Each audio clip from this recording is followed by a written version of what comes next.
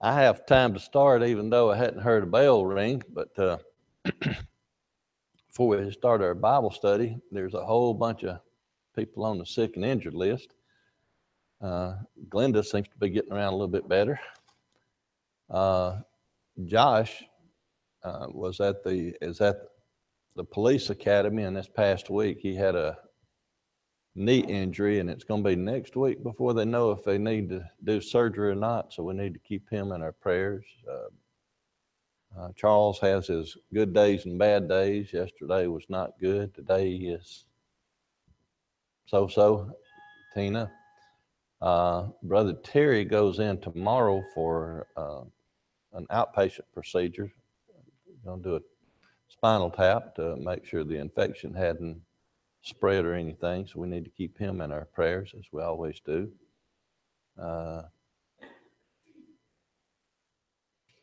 Barbara Little, her sister and brother-in-law had a fire at their house, and both of them are in the burn unit at UAB or in Birmingham Burn Center. And the last I knew, they was going to have to decide whether or not both of them are intubated and on basically knockout drugs because of pain. So it's going to be a day or two before they figure out if either one of them need to have any kind of surgery, debriding or anything like that. And also, the man was just getting over pneumonia and now has smoke inhalation on top of that. So I suppose Barbara's up there with them today. I hadn't talked to her, but need to keep that family in our prayers. Brother Glenn, Sister Dot, her PET scan came back, good news, but Brother Glenn had to have the 2 stents to block off the aneurysm. So let's keep him in our prayers. Is there anyone I've missed on the sick and injured list? Angel's mother scheduled for knee surgery when? Next week? 26th. Okay. Andrew's birthday. Oh, and Dave Kine. What's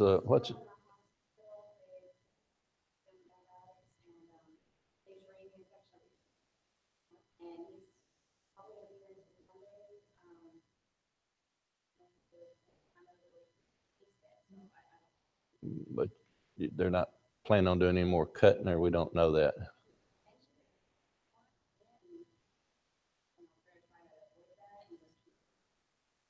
Okay. Do they seem to be happy? Heading in the right direction. I'm sorry? May have surgery tomorrow. Okay.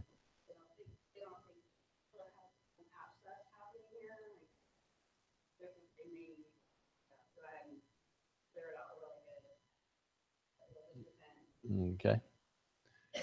Anyone else on the sick list? We've got some travelers, Brother Jesse and his Uncle John. They're heading out to Cambodia tomorrow, so make sure we keep that. Tuesday, isn't it? Tuesday. So let's keep them in our prayers for a safe journey and productive mission trip. I think that's it. Brother Glenn, Jim, would you lead us in a prayer? Yeah, you.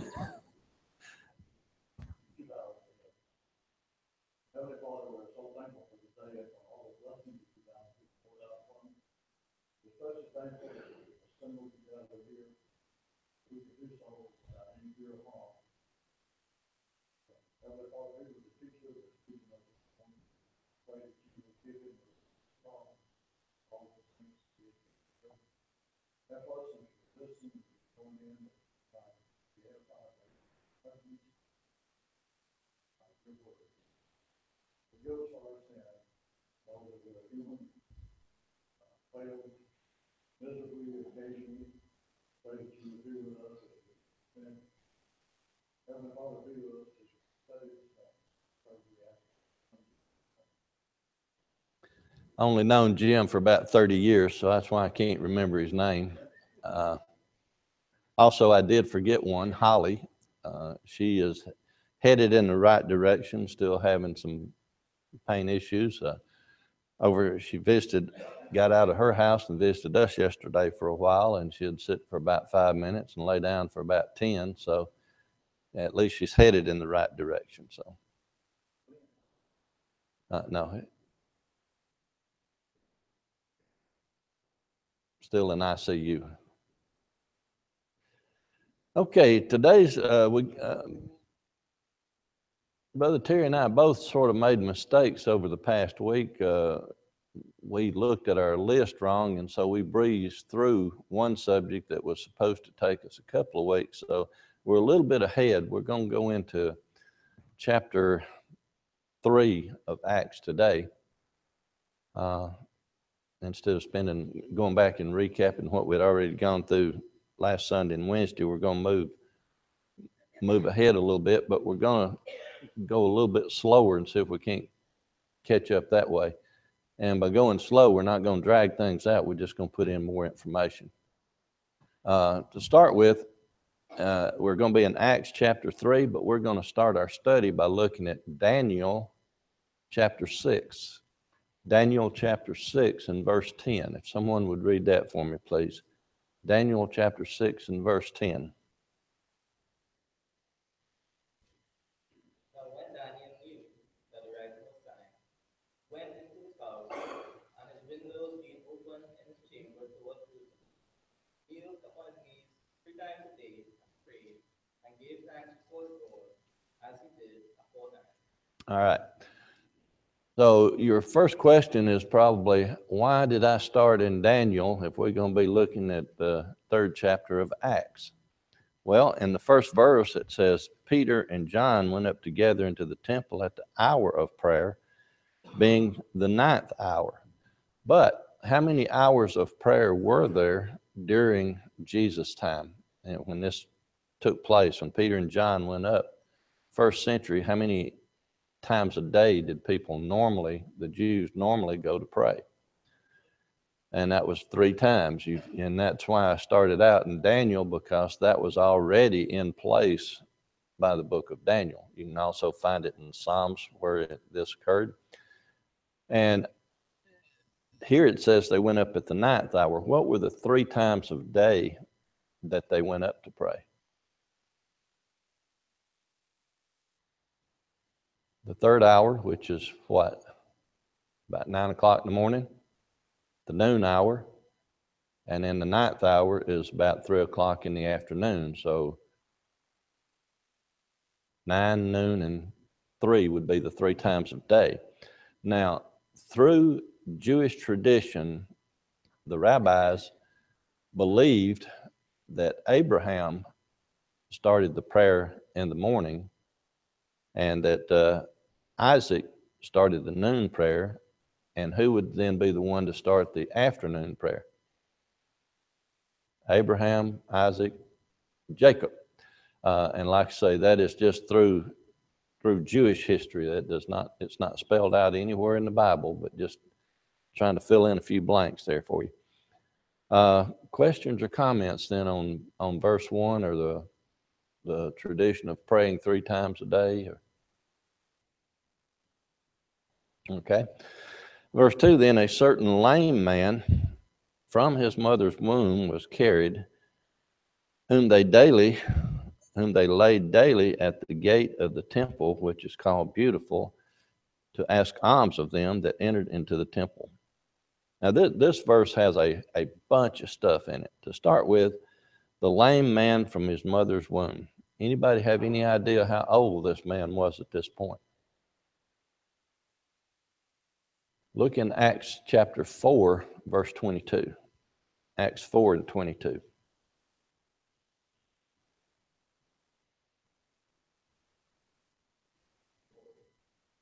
Over 40.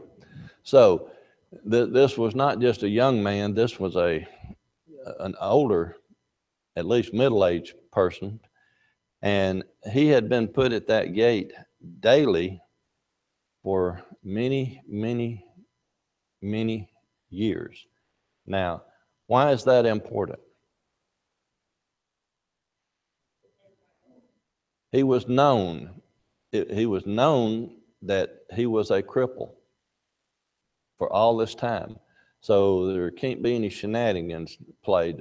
What happens a lot of times today, uh, over the past few decades, is all these faith healers and everything. Uh, they play some tricks with you. You never know if the person that went on that stage even had anything wrong with them or not. So there's all kind of speculation there. But here, he went to the place that he had always been going. So the people that had witnessed this day had been seeing him there and knew his condition for a long time. Brother Jim. Yeah. Correct. Which gets into the point, once he is healed and he starts jumping up and down, that in itself is more indication of a miracle because, Glenda, as short a period of time as you've been down with your broken femur, what's happened to your leg muscles? They've lost a little tone, haven't they? They've started to, uh, the longer you're down and not moving, there's a thing called atrophy that sets in, just meaning that your muscles just start going away. So if the man had not used his muscles at all, and he was over 40 years old, now when that miracle happens and he starts jumping up and down, that should get some people's attention, shouldn't it? The other thing is that the location he was laid at the gate of the temple called Beautiful. There's a lot of speculation as to exactly which gate this happens to be, but some even want to put it inside the temple area between the women's court and another place. But personally, I put it outside the temple because if you go back to the Old Testament, who could not enter the temple? People with issues and things like that. So here, also, if you're going to get, where do people normally go that are uh, not necessarily your panhandlers, but say around Christmas time when people are trying to ring the bell and take up money, where do they station themselves? At the highest traffic areas, right? So around a temple, what would be the highest traffic areas? The in and out of the temple area, right? So I take this to be just outside the temple because later we find out that he went into the temple with Peter and John, but he's stationed out there to do his collecting. Like I say, there was a lot of, there was more than one entry, and there's a lot of debate about was it on the south side, north side, but all we know is that it was at the gate that they called Beautiful. So if you read into some of the Jewish history, the way the temple was constructed, there was one double door and there was a triple door, and most of them was made out of this material, and then one was made out of bronze. So, but like I say, all we really need to know that was that he was at a place that he had been seen for many years, at a high-profile place, to try to collect alms. Questions, comments? Okay. Who, seeing Peter and John about to go into the temple, asked an alms? Now, first off, when it says that he saw Peter and John, does that mean that he recognized them, that he knew them? No, not the language that is used here. It just means that it would be like us sitting on the street corner seeing two people go by.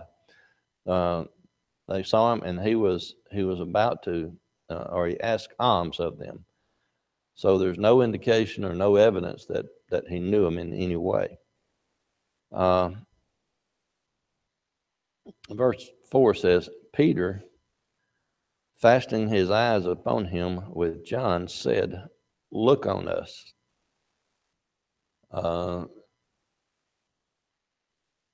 Read verse 16 of this same chapter. Brother Joel, would you read verse 16?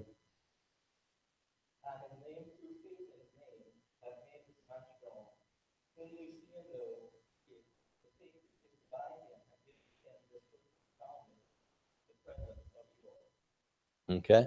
So to me, this answers why Peter looked at him and said, "Look at me," or "Gaze on me."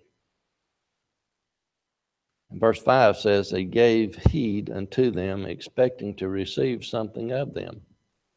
What do you think he expected to receive? Money. Why was he there?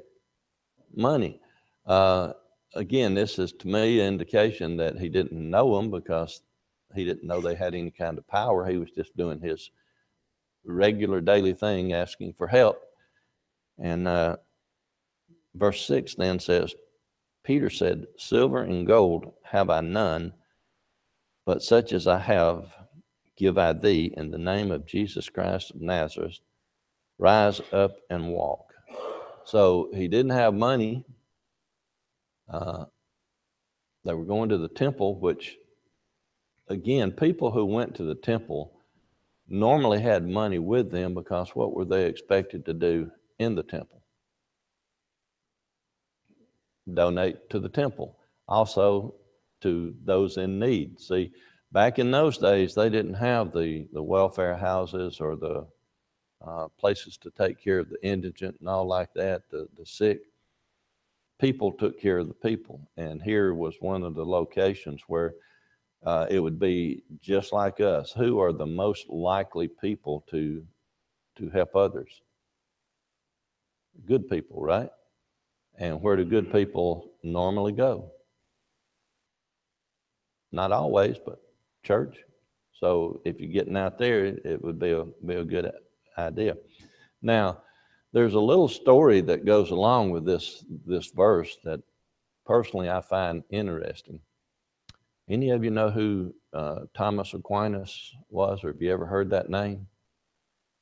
Well, he and Pope Innocent IV were kind of buddies, and Pope Innocent IV was the Pope around the mid 1200s. Started in the 40s and went into the 50s, but somewhere around 1250. Well, Thomas Aquinas was visiting him, and the Pope brought up this verse, and by showing Thomas Aquinas the treasury, the money that they had, and he had made the comment that we can no longer say that silver and gold we don't have. And what do you think Thomas Aquinas' answer was?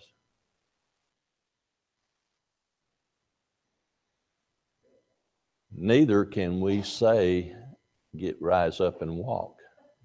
So he sort of smacked the innocent down just a little bit. But like I say, that's just me. I find that story interesting to go along with this verse.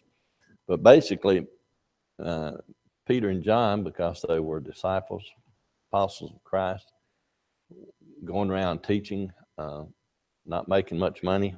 They just had very little, just what they needed to get by on. But what they did have was the power that had been given them to heal. And they healed this man. And verse 7 says, "And he took him by the right hand, lifted him up, and immediately his feet and ankle bones received strength." A couple of things here. Why would he reach down and give him a hand? Bingo. He has been crippled his entire life. Now you just tell me to get up and walk? Man, who do you think you are? Now, if we walk by somebody and they have fallen and they're not injured even, what do? Don't we reach down to try to give them a hand just to help them or encourage them? So here he just gave him a hand of encouragement, saying, "Here you are." And as soon as he started moving, his bones got strong, his muscles got strong, and he received strength. And verse 8 then goes into what we've already talked about. "And he, leaping up, stood and walked and entered with them into the temple, walking and leaping and praising God." Now, I just want you to put on your hat of imagination for just a minute. He had been crippled from birth, meaning he had never walked. So in addition to the miracle of him having the strength to walk, he now has the knowledge and the balance, and he can not only walk, but he can jump. Why do you think he's jumping? To test out his strength, to test out those new limbs he has. Now, the head of imagination is, what about all those people around that had seen him carried and put at that gate all the time, and now they see him walking, jumping? What is going through their mind? How did that happen? What else? What do we normally think of if everything is sort of sedate and all, and somebody goes bouncing through and jumping, and you're crazy? So they could have been thinking that. But odds are they were just more marveling at what just happened. What is this all about? Questions, comments? And normally, if somebody is healed like that, take them a while to get back on their feet and to get their muscles built back up and so forth. Just to even walk, that's much less to jump. This Mm-hmm. guy was so healed miraculously by the Holy Spirit that he was able to jump. You know? Yep. And that's the other thing. A lot of the healers and all, they'll tell you to take this and you'll get better in a week, a month, or whatever. It's a slow recovery. But here, instantaneous, which just Two comments. First off, a lot of faith leaders will smack him in the forehead. Well, I don't understand how that. But also, this man here received more than he ever dreamed of receiving. Now he's not even, evidently, not even considering money that he's losing. He's just so happy that now he has strength, he's able to do things that. now you got to go work for a living, right? Yeah. You said you don't know why faith healers smack people in the forehead. Haven't you ever pinched a place and had another place? Your nerves, it's amazing, the nerves. There is a lot to acupuncture, by the way. I never had it done, but I've. All right. So he didn't just get up and walk. He went into the temple with them, walking and leaping. But look at the important part there, the last two words. Praising God. Why do you think he was praising God when it was Peter and John that were standing there and told him to get up and walk? I'm sorry? There you go. They had made it plain because what did Peter say? Jesus Christ of Nazareth. So they made it very, very plain that they may have been the instrument, but the healing process came from God. All the people saw him walking and praising God. Now, when you think about all the people, who are all the people that are present at the temple?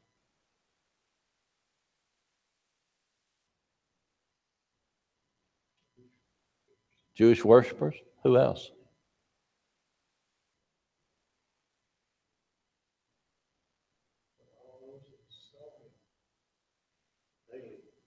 Okay, you're missing one important person. Priest. If all these people saw it, don't you imagine that in the commotion, the priest would have come out to see what was going on if he had been in a different location? Now, if you go back to Old Testament times, and it's very important, and the reason I bring up the priest is back in the Old Testament, we won't take time to go to those passages. But in the Old Testament, when a person was sick and supposedly healed, for instance, lepers, who did they go to pronounce that they were now clean? The priest. So here the man was healed, my opinion anyway. He goes into the temple with him, and it's the priest is the one that's supposed to say, hey, he's healed.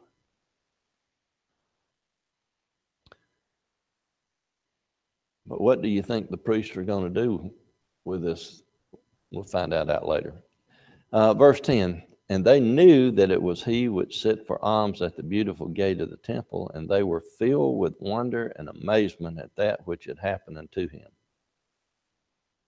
And as the lame man which was healed helped Peter and John, all the people ran together unto them in the porch that is called Solomon's, greatly wondering. Helped.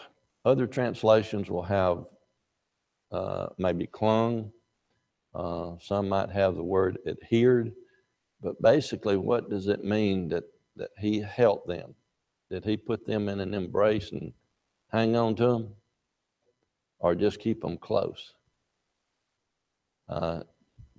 If he followed them into the temple, he couldn't have been holding them down, could he?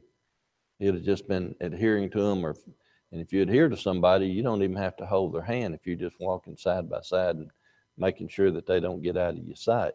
So he's just sticking very, very close to them.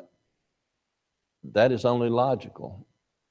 Anybody that does you a favor or a big favor, or in this case, a great big favor, you're appreciative and you want to stay close to them. You want to get close to them, right?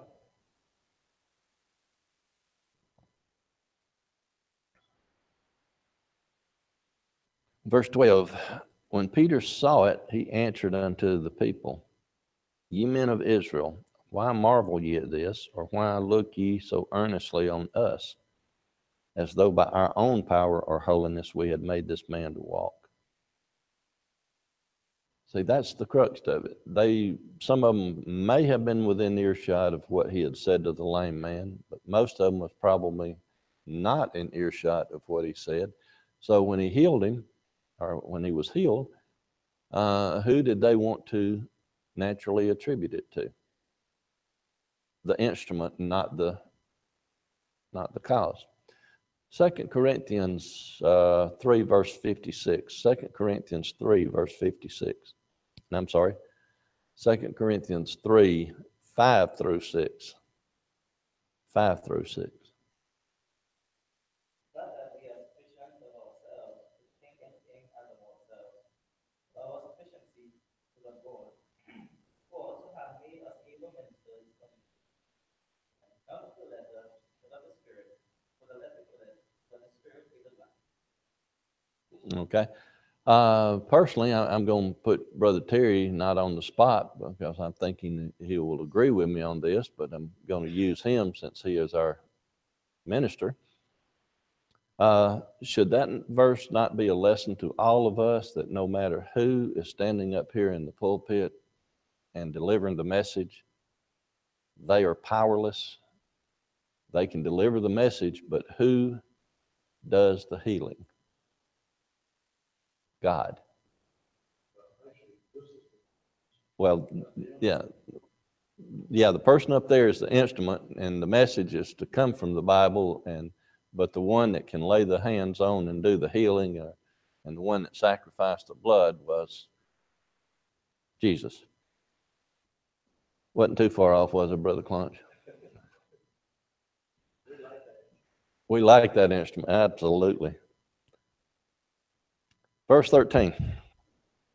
The God of Abraham, Isaac, Jacob, the God of our fathers, hath glorified his son Jesus. Now get this next part, because Peter's about to lay into him. Whom ye delivered up and denied him in the presence of Pilate when he was determined to let him go.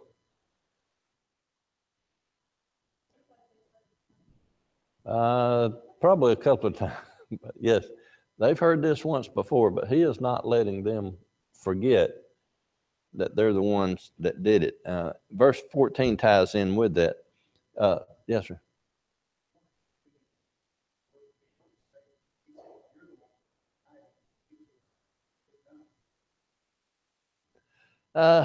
Yeah. Brother Clarence pointed out Peter was the one that denied him 3 times. And then he's delivering this message here. But I hear what you're saying, but Peter had made things right. And what sometimes is our best lesson? It's the hard lesson, isn't it? Failure makes us stronger if we take it in the correct vein. And when you tie it in with verse 14, it says, "But ye denied the Holy One and the just, and desired a murderer to be granted unto you." So he piled it on. But just here actually meant innocent. The Holy One, the innocent, is the one that you betrayed, and you desired a murderer instead.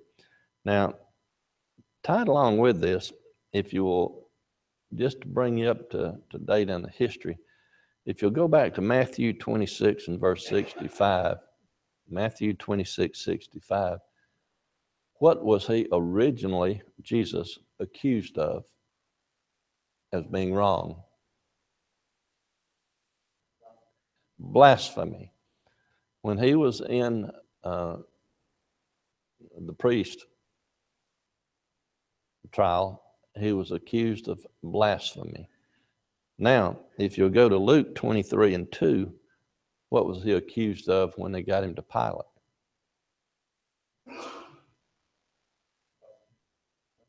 Well, how about, there's a word that I'm looking for, though. He's accused of sedition, okay, which basically means undermining the government authority. So they have to change their plea because Pilate, but still Pilate found him innocent. And Pilate had the power to let him go, but Pilate wanted to appease the Jews. So instead of letting him go, he let the Jews decide his fate. Even though he wanted to wash his hands of the incident, I find no fault in him. Why are you doing this? But whatever you want, you can have. So they chose the murderer instead, and now Peter comes back and keeps reminding them of that. Yes, sir. All the ones who intimated that cross of Jesus were the elders, right? Correct. But here's Peter putting the blame on just every one of you. He's not just pointing his finger at the elders and the leaders. He's pointing the finger at all the Jews because they all apparently knew what was happening and still chose to discriminate around church. Correct. And also at the time, they were, well, if you recall, when he came into the city of Jerusalem, all the Jews were laying down the palm leaves and all for him. And then when he went to the trial, they immediately started, when the priest and the elders brought the charge against him and took him to Pilate and then started agitating, then all the people started calling for Barabbas instead. So it is like mob mentality. How many people does it take to stir up a mob into violence? One. And you can see how, especially if the one that's leading is of a important position.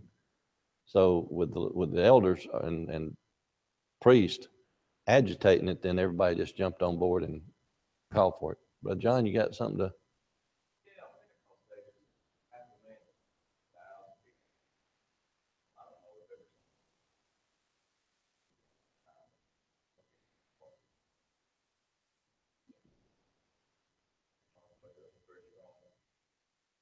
Well, I would say that they all weren't, but there was a good, I mean, again, if you look at any city today that has a riot, you can't accuse everybody in that city because some of them didn't attend that event. So, but if what do we normally say? A riot took place in such and such city, and this is what happened. So, yeah, I'm agreeing with you. Not all of them were against him, but there was enough there that was rallying around it. And so now he's pointing out the fact that it was his own people that did this to him.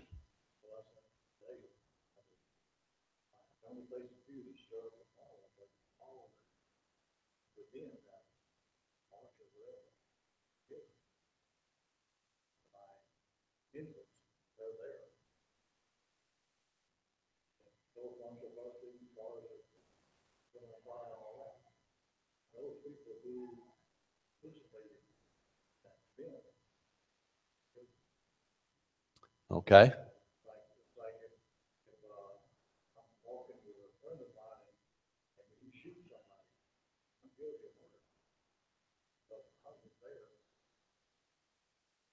And didn't do anything to stop it. Sort of like the old West. One guy can throw the rope over the tree to hang the horse thief, but if there's 12 people standing by, who's responsible? All that participate. That kind of relates to Matthew 25 too, right? That if you know better, you should do it. That's correct. You can't just turn a blind eye. In verse 15, and kill the Prince of Life, whom God hath raised from the dead, whereof we are witnesses. So here, Peter is just going back and pointing out the fact that they witnessed his arising.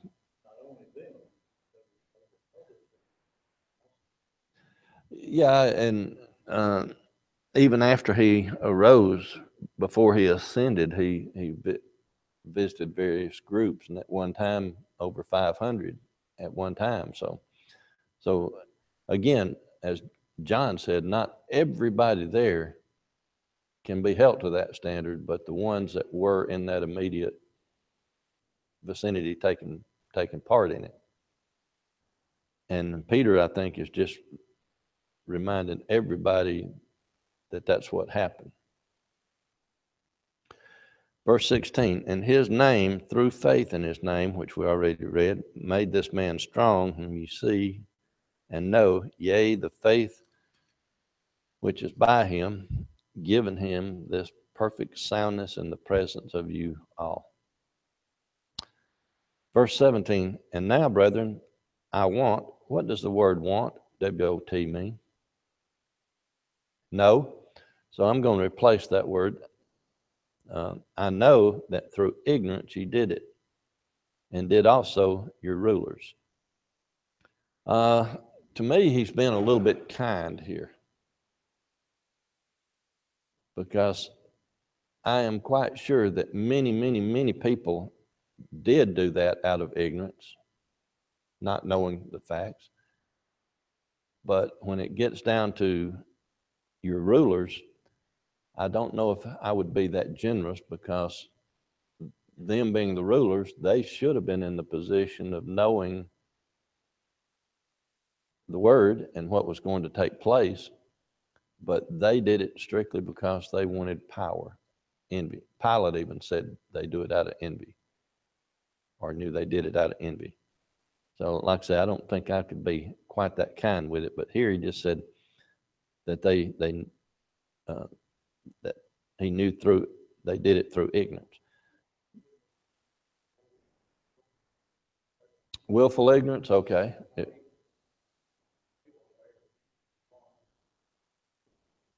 Okay. Brother Clarence just added in that we might ought to put the word willing in front of ignorance. They were willingly ignorant because they knew who he was and just chose not to.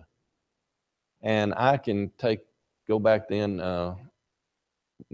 talking about that, we can look at what happened when Jesus raised Lazarus, brought Lazarus out of the grave after he was dead for 4 days and stinking, and brought him out. What does it say about those that witnessed that event? Some believed and some didn't, even though they saw it take place. So wouldn't they be willingly ignorant if they knew something had taken place but chose to ignore it? All of the miracles Jesus did, it's hard to understand why. But if you're willingly get your mind made up, nothing can change. You're very animate about it. Or you're force it, or you convince yourself. Mm-hmm. Yeah. More you talk to yourself about it, the more you can convince yourself that something happened, right? Like I know the biggest bass I ever caught in my life had to have been that long. I mean, it had to be this big. Just had to be.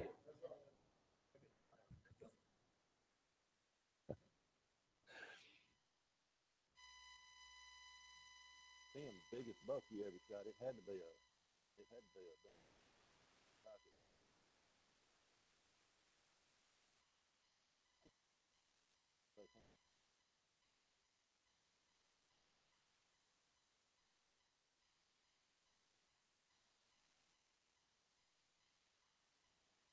It was through Peter and John, but then he started, but apparently they had taught him enough that he believed.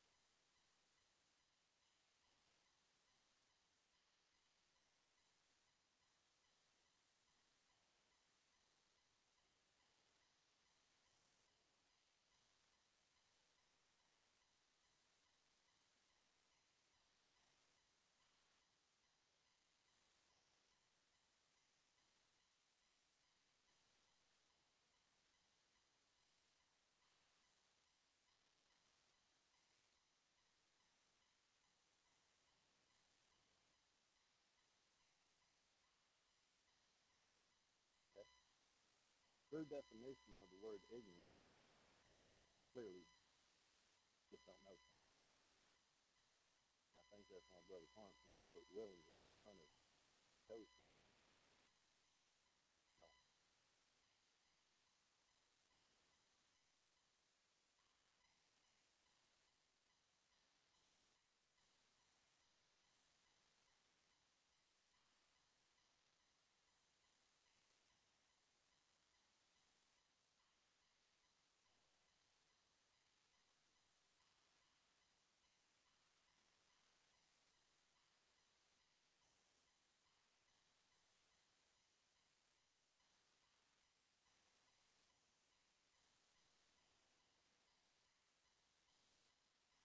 Lately, they have discovered an area that they call in Treblinka 2. Maybe you may have heard about it. And there was Treblinka 1, which was a work camp. Treblinka 2 was actually the killing camp in Poland. And supposedly over 500,000 Jews were put to death there. But they destroyed the landscape so thoroughly in 1923 to where forensic archaeologists are going in now and are just now able to prove that all the modern tools we have to do this kind of thing, that there was even a place there called Treblinka too. Even though they had some eyewitnesses that told the story, which sort of got them headed down that path, but they had told the lie so long that that place never existed that people believed it, and then it was just a person or two that got on the trail and now found out the truth.